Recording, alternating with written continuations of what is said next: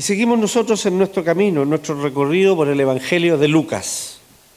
Este tercer evangelio de los evangelios sinópticos que hemos estado ya por más de un año siguiendo, ¿no?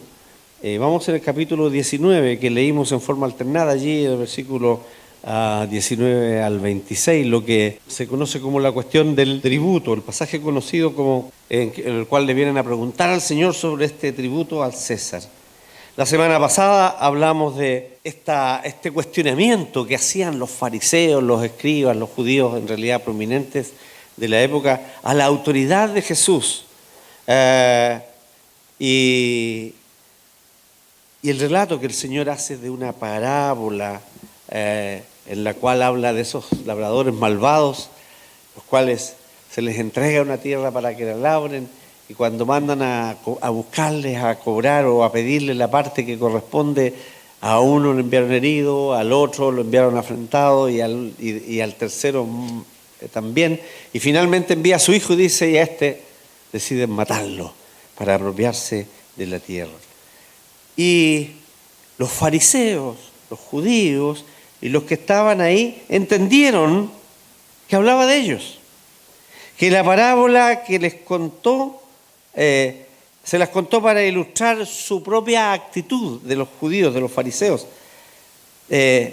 frente a él mismo, su rechazo del mensaje y enseñanza de Jesús y su rechazo de la persona de Jesús, de lo que él representaba. Y entonces es interesante cuando uno entra en este texto, uno puede ver varias cosas. Encontramos a los enemigos del Señor, a aquellos que siempre estaban y estuvieron buscando cómo pillarlo en algo, en alguna palabra, en algún dicho, en alguna enseñanza, para poder acusarle, para poder apresarlo, para poder expulsarlo, para poder juzgarle. Y el texto nos dice que ellos se juntaron, se reunieron, dice, que buscaban y empezaron a acecharle y a urdir una trama. La pregunta sobre la autoridad ya no les resultó.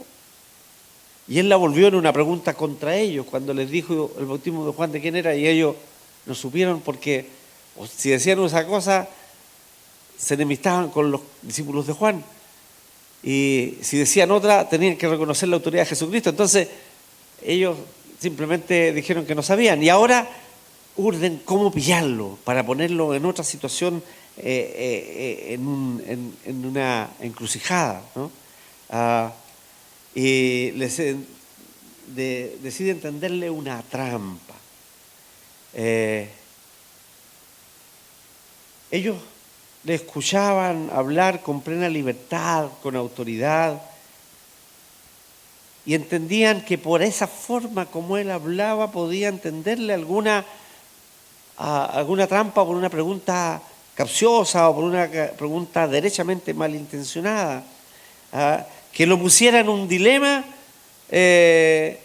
inescapable, ineludible, una respuesta que lo podía enemistar con el pueblo o que lo podía indisponer con la autoridad del imperio. Está en la adversidad que Mateo relata en este mismo, un texto que es paralelo a este, que es el mismo hecho. Mateo agrega en esta contubernio que arman, dice que ellos llamaron a unos que se llamaban los herodianos, un grupo de judíos que también participaba de las cosas allí también en la región, pero que eran partidarios del imperio, partidarios del régimen, partidarios del rey Herodes, que era un súbdito del imperio. Por cierto, Herodes era judío, y ellos era el rey que habían puesto al rey de Judea, y los emperadores ponían reyes en esos lugares para que ellos sojuzgaran también y mantuvieran en cierto modo la cohesión con el pueblo del que ellos estaban dominando. Y los herodianos entonces pues eran partidarios de Roma, del dominio del imperio, pero también les incomodaba lo que el Señor Jesús decía.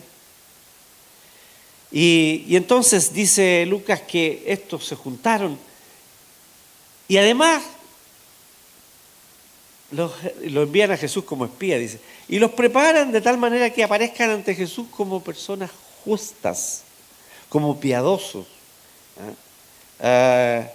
Un nuevo ardid, un interesante ardid de estos enemigos del Señor.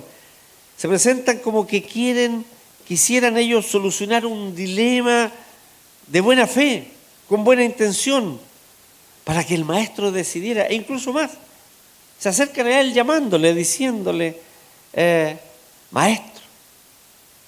Implícito allí una actitud como de reconocimiento de la autoridad para enseñar de Jesús.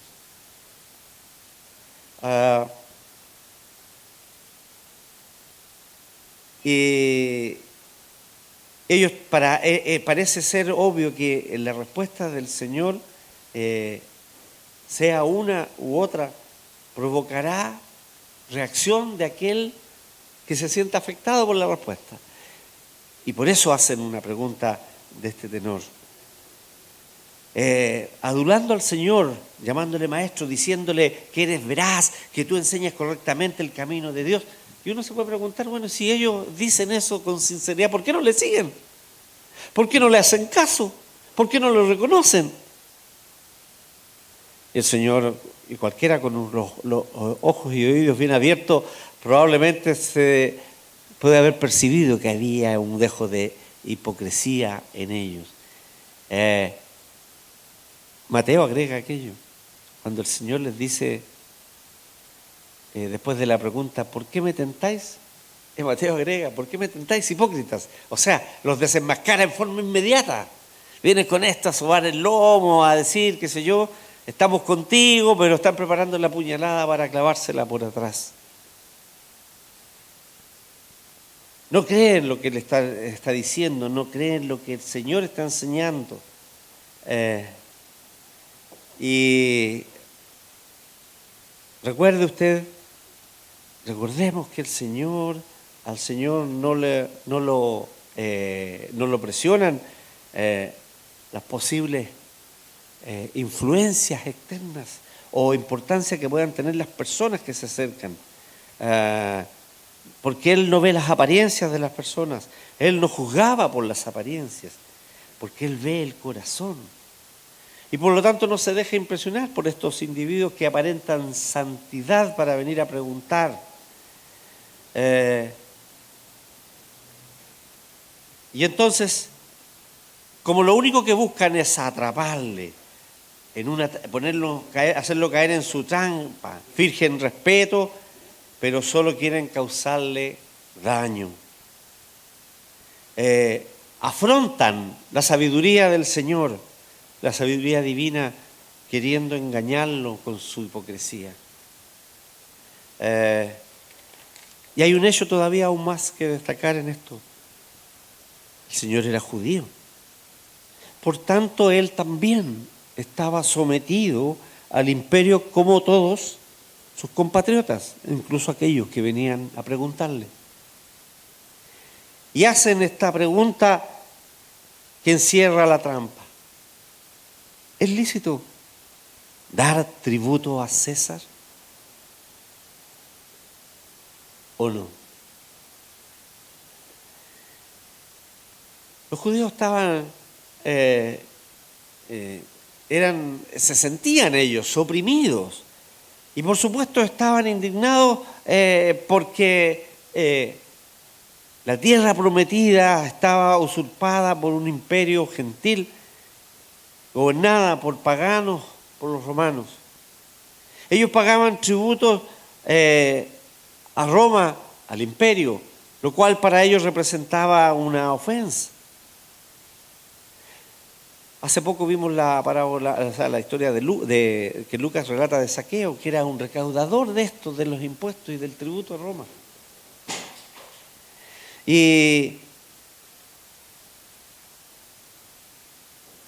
Pero no pagar ese tributo, aunque ellos lo consideraran una ofensa, los ponía en un verdadero riesgo. Ahora, ¿qué pasaba si Jesús expresaba su apoyo a los tributos. Sí, es lícito dar tributo a César. Eso lo debilitaría o debilitaría su apoyo popular, su apoyo entre el pueblo y su discurso mesiánico, ese que decía que era el Mesías que redimiría a Israel de la opresión. Pero si Jesús cuestiona los tributos, entonces aquellos que venían a preguntarle, los herodianos que le acechaban también, o incluso las autoridades del Imperio Romano, podrían acusarlo de ser un revolucionario opuesto al imperio y deberían apresarlo y aún más ejecutarlo por su osadía. En este dilema en que está el Señor, si digo A, me hundo, y si digo B, también. Es como cuando dice, si me dejas el cuchillo me muero, si me lo sacas me mata, o algo así, ¿no? O al revés, si lo dejas me mata y si lo sacas me muero. Está en un dilema del cual no puede escapar, aparentemente. Pero el Señor conoce el corazón, Él conoce, no solo ve la apariencia, conoce las intenciones, el pensamiento de aquellos que vienen. Y les responde de esa manera, ¿por qué me tentáis, hipócritas? Muéstrenme la moneda. Y fíjense que la moneda es un denario. El denario tenía la imagen del César, que en ese tiempo, a la sazón era Tiberio César, ¿no? Y decía allí, y tenía una inscripción, el Señor les pregunta, ¿de quién es la imagen y la inscripción? De César. Y tenía una inscripción en la moneda. Ustedes ven una moneda ahora y dice República de Chile, y no sé si dice algo más, pero yo no me acuerdo, pero dice República de Chile. Ahí decía el nombre del emperador, hijo de tal otro. Y también decía en el anverso que era el sumo pontífice. César era Dios en Roma. Debía ser adorado, era la máxima representación espiritual para el imperio.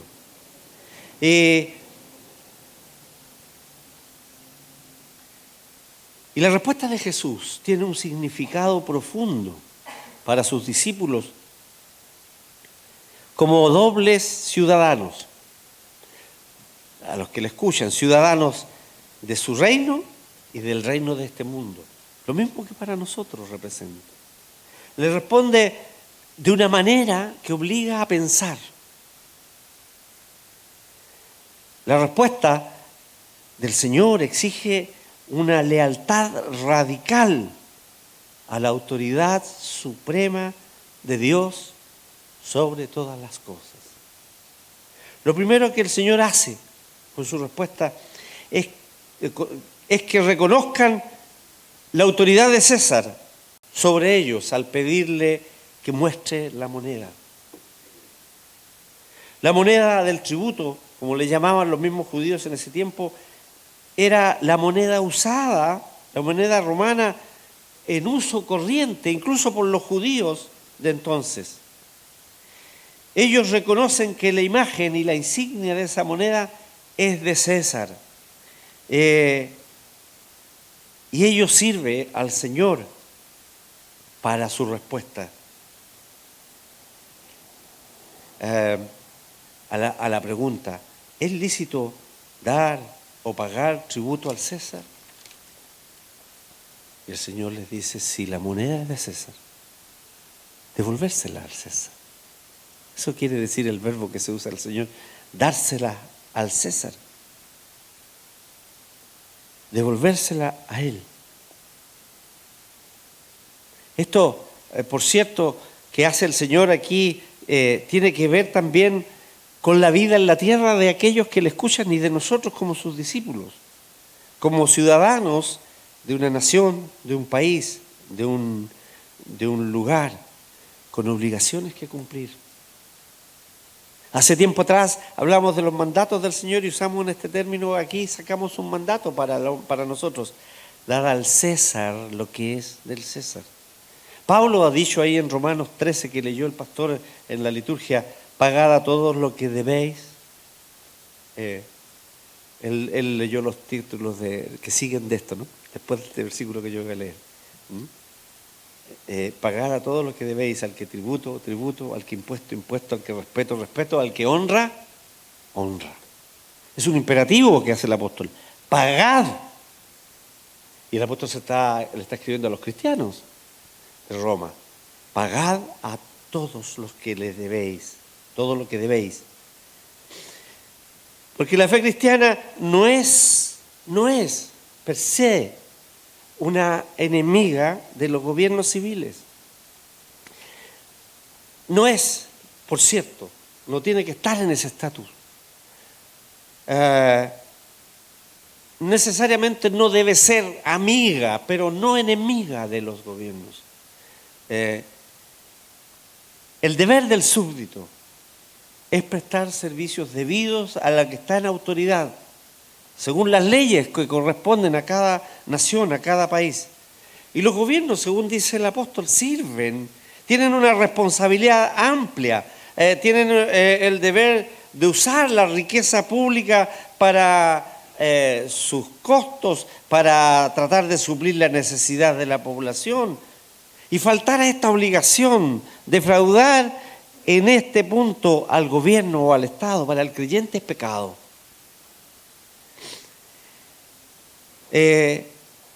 Por el contrario, hay que cumplir el deber. Corresponde que usted, que yo y que cualquier discípulo del Señor cumpla con dar al Estado lo que le corresponde. El IVA, el impuesto territorial, las contribuciones, el impuesto a la renta, en fin, nuestra sociedad actual se caracteriza por la diversidad de formas para eludir esta obligación y para evadir estas obligaciones. Uno de los descontentos que existe en nuestra sociedad actual de hoy, por todas las protestas que se han generalizado, como ustedes conocen y han vivido, uno de los descontentos de la población es que ha habido gente que ha abusado de esto que ya la Escritura condena. Han eludido impuestos, han evadido impuestos o han sido juzgados de tal manera livianamente que la gran cantidad de impuestos que dejaron debiendo al Estado les significó una muy pequeña multa. Recién supimos esta semana de un ex candidato presidencial que por una deuda millonaria al final tuvo que pagar 11 millones de pesos y queda feliz y contento. En un año más restablecido todos sus derechos para hacer todo lo que quiera. Y escuchaba yo un comentario de alguien, decía el otro día, y todavía seguimos teniendo unas leyes que establece que si un hombre pobre roba en el campo una gallina, se expone hasta 5 años de cárcel. No hay proporción, no hay relación. Por cierto, esta sociedad que se caracteriza por eso, lamentablemente está lejos de lo que debiera ser en general lo justo y lo correcto, que según lo que se tiene y según lo que se debe, hay que darle al Estado lo que corresponde. La respuesta del Señor Jesús encierra un mandato para sus discípulos y para nosotros que no debemos soslayar. Dar al César lo que le corresponde. En nuestro caso el César, por cierto, es el Estado, representa al Estado y debemos darle lo que le corresponde, tal como Pablo lo dijo: si tributo, tributo; si impuesto, impuesto; si honra, honra; si obediencia, obediencia. En virtud de la respuesta del Señor podemos entender entonces que dar al César es dar a Jesús, es darle al Señor. Jesús es Dios, Él posee todo y tiene toda la autoridad suprema en el universo. Y el mandato de Jesús de dar al César se ubica por debajo de aquel que sigue y dar a Dios lo que es de Dios. Está aún subordinado a ese. Todo es de Dios. Por tanto, lo que es del César es de Dios, aunque el César no lo crea. Todo es de Dios, aunque muchos no lo crean. Entonces, dar al César debe verse para el discípulo del Señor como una expresión de dar a Dios lo que es de Dios. Esto es fundamental para entender cómo puede uno estar totalmente consagrado a Jesucristo y vivir en un mundo de César o de cualquier otra autoridad.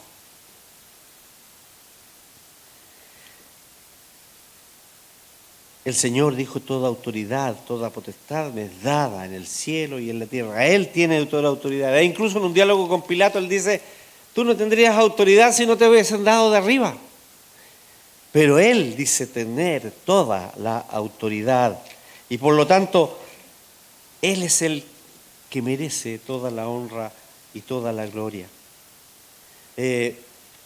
Cualquier otra lealtad que el hombre tenga, cualquier lealtad terrenal, está determinada, está limitada y está sometida a la autoridad divina.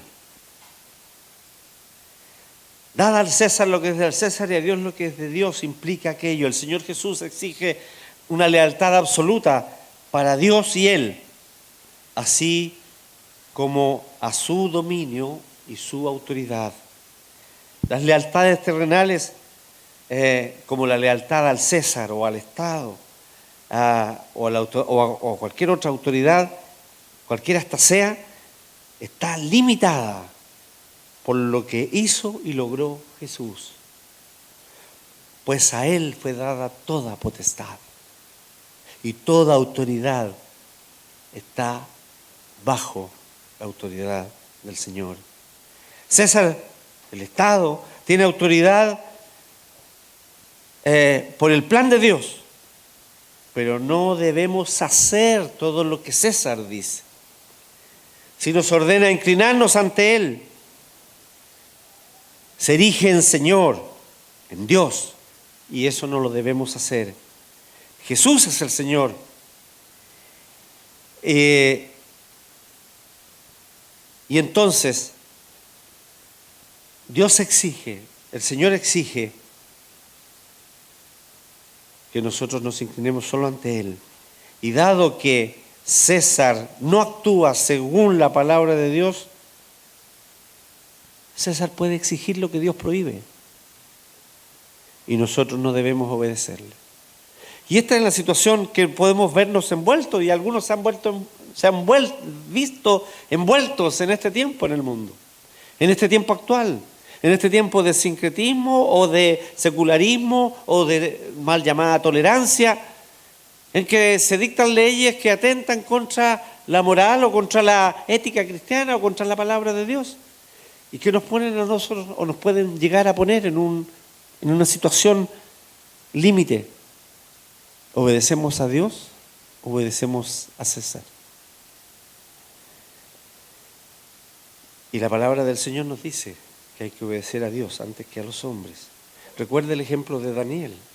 Él no tuvo en cuenta la amenaza del castigo de ser enviado allí al foso de los leones por obedecer y adorar solo a Dios. O sus amigos, que tampoco tienen en cuenta la advertencia de que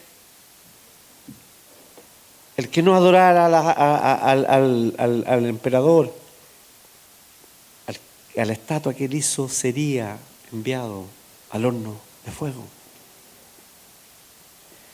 Dar al César lo que es del César no incluye no incluye rendir obediencia a ninguna orden que vaya contra la lealtad suprema a Dios y a su palabra. La autoridad suprema de Dios limita la autoridad del César y la lealtad que nosotros le debemos. Pero no solo está limitada la autoridad, sino también está determinada. Nuestras lealtades terrenales están determinadas por la autoridad divina. Nos sometemos al César por reconocer que Jesús es el Señor Supremo. El deber que rendimos a César debidamente se rinde de manera diferente porque Él no es absoluto. Le rendimos obediencia porque el Señor lo manda, porque el Señor lo pide. Todo acto de servir al César debe ser visto y debe ser hecho como servir a su dueño y Señor Jesucristo. Dios es dueño aún de César. Dios tiene autoridad absoluta sobre César. El dominio supremo de Dios sobre todas las cosas no solo justifica y limita, sino que determina la manera en que expresamos nuestras lealtades terrenales. Por eso es siempre la advertencia: cualquier cosa que pongamos por sobre Dios se transforma en un Dios. El Señor dice: nada delante mío, nada enfrente mío, nada que me opaque, nada que pueda estar por sobre mí.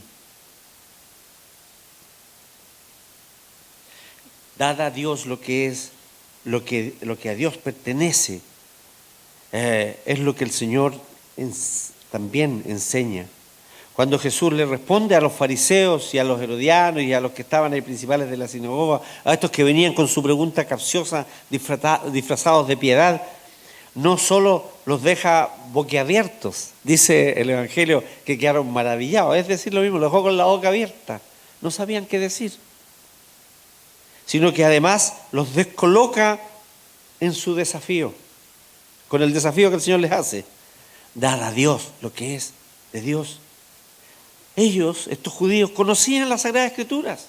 Ellos conocían que las Escrituras afirmaban que con mediana claridad que Dios, el creador y sustentador del universo, que a Él pertenecen todas las cosas, las que hay en la tierra, las que hay en los cielos y las que hay debajo de la tierra. Y aún más allá, todo le pertenece a Él. Y por tanto, cuando el Señor les dice: dad al César lo que es de César y a Dios lo que es de Dios, les está recordando: ¿qué cosa hay? Como Dios le dice a Job: ¿qué cosa hay que no sea mía, que yo no formé, que yo no creé? ¿Puedes decirme? Y Job le contesta maravillado: ahora sé que todo lo puedes y que nada hay que se esconda de ti. Yo hablaba lo que no entendía, cosas demasiado maravillosas para mí. Así pues, el dar al César lo que es del César y a Dios lo que es de Dios implica reconocer que Dios es el dueño de todo, el dador de todo, y por tanto nosotros damos de lo suyo, lo que es suyo. Le estamos reconociendo aquello al darle al Señor. Pero aún más, cuando el Señor nos pide dar al César lo que es del César, nos está demandando, fíjese bien, si todo es de Dios, nos está demandando darle todo. Ni la más lejana estrella, ni la más grande y lejana de las galaxias del universo, ni la más pequeña de las criaturas o de los, ¿cómo se llaman estos compuestos que la ciencia ha descubierto y describe en la ciencia? Ni las flores, ni las plantas, ni los animales, ni el hombre, por supuesto, pueden ser considerados al margen o fuera del poder de Dios e independientes de Él. Entonces, esta aseveración de Jesús se transforma en un mandato para nosotros y para los que le oyen, como que surge de la respuesta dada a estos fariseos y estos enemigos que vienen a acecharle, con un doble significado: cumplir con el Estado, con la autoridad, con el César. Como Pablo dice: al que respeto, respeto, al que honra, honra, al que impuesto, impuesto, y al que tributo, tributo. Y en segundo lugar, que no quiere decir que sea después de lo otro, ni menos importante, sino que, como ya lo vimos antes, condiciona lo otro, significa dar a Dios lo que es propio de Él. Dar al César era la respuesta a los judíos que le venían a cuestionar. Pero dar a Dios es un mandato, una exigencia que demanda para el creyente un reconocimiento, una convicción y una certeza. Un reconocimiento de que Dios es el dueño y Señor. Una convicción de que no es solo creador, sustentador, sino el dador de toda dádiva.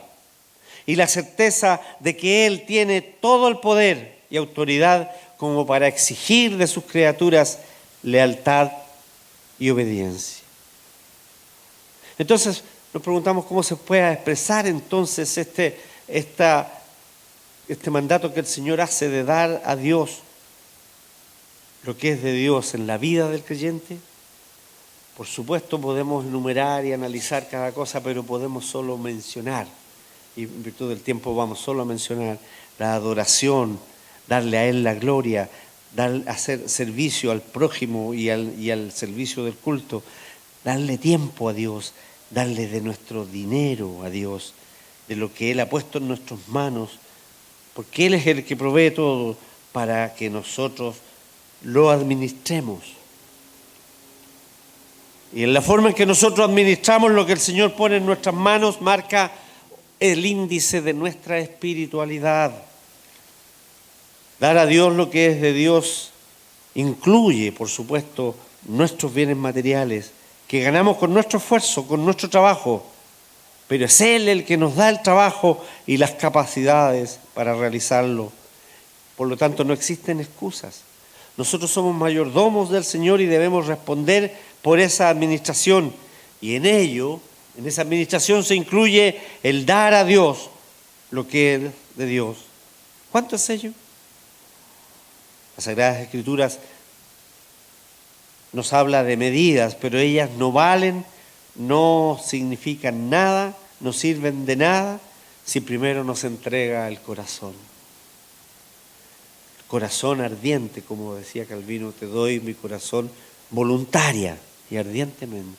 Cuando se entrega el corazón voluntaria y ardientemente, todo lo demás ya fluye naturalmente. Cuando estamos en la relación correcta con Dios, cuando Él es lo más importante, no hay porcentaje, no hay medida que valga, porque todo es de Él y debemos estar dispuestos a darlo para Él. El diezmo solo es una referencia. El Señor demanda más que eso. Él pide la vida toda.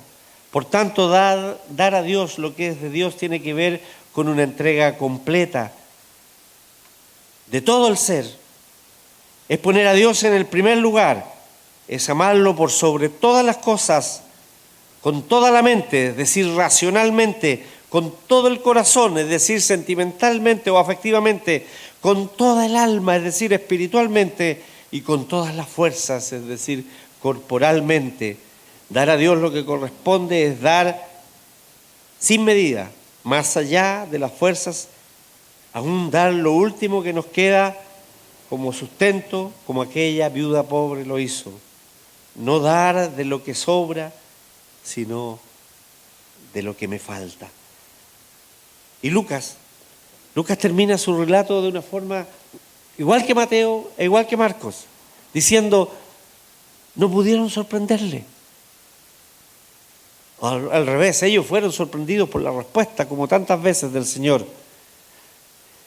No pudieron sorprenderle en palabra alguna delante del pueblo, sino que, maravillados de su respuesta, callaron. Jesús es así. Jesús sorprende con sus respuestas y deja boquiabierto a sus enemigos y admirados a quienes le escuchan. Él tiene respuestas, pero no solo tiene las respuestas, sino tiene la mejor respuesta que podemos esperar. Así como la demuestra aquí, tiene la respuesta para su duda, para su pregunta, para su inquietud personal. La duda de su corazón, Él la puede responder.